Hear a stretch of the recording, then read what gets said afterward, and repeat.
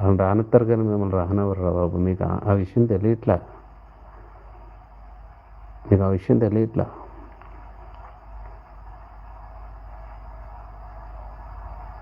అందులోకి దేవుడి దగ్గరికి ఆడే రావాలి, ఈడే రావాలి, ఈడు వెళ్ళకూడదు, ఆడు వెళ్ళకూడదని ఉండటం ఏంటో, ఇది ఎక్కడ అన్యాయం ఇది?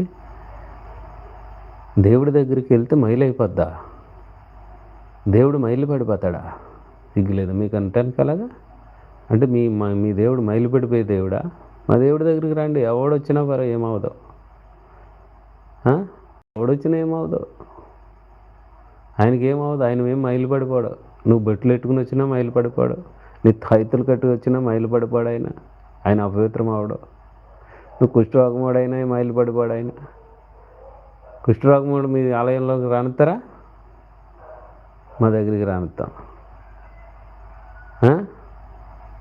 అదనమాట మీకు మాకు తేడా.